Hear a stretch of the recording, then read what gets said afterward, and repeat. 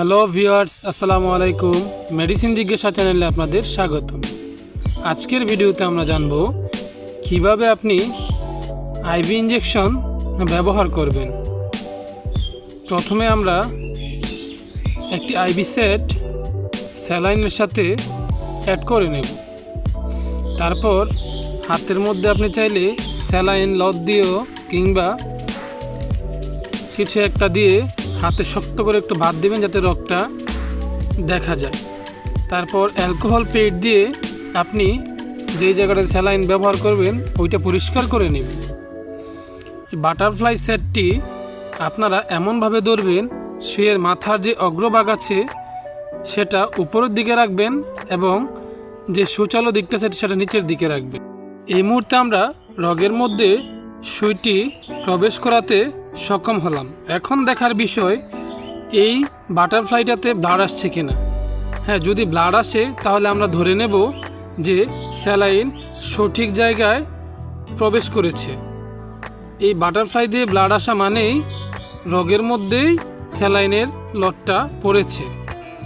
আর যদি রগের মধ্যে ভালোভাবে না পড়তো তাহলে এই বাটারফ্লাই দিয়ে ব্লাড আসতো না। এখন আমরা বাতটা খুলে দেব।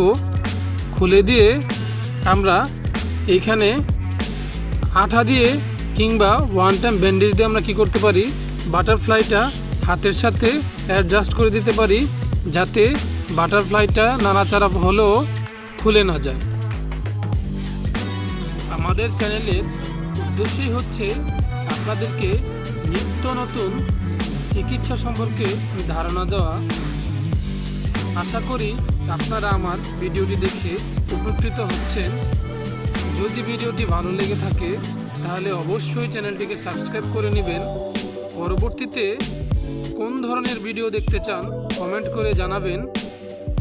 এই মুহূর্তে যারা আমার চ্যানেলটিকে সাবস্ক্রাইব করে নিয়েছেন তাদের সবাইকে আমার পক্ষ থেকে শুভেচ্ছা ও স্বাগতম।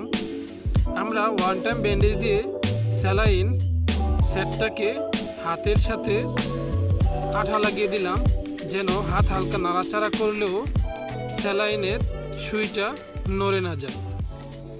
আপনারা সবাই খেয়াল রাখবেন স্যালাইনের সুইটা মানে বাটারফ্লাইয়ের সুইটা যে জায়গায় লাগিয়েছি সেই জায়গায় যদি ফুলে যায় তাহলে কিন্তু সাবধানতা অবলম্বন করতে হবে। তার মানে ধরে নিতে হবে স্যালাইন কি সঠিক জায়গায় সুইটা প্রবেশ করে নাই। তবে আপনারা যদি পরবর্তীতে আরও শিক্ষণীয় কিছু ভিডিও চান আমাকে অবশ্যই কমেন্ট করে জানাবেন।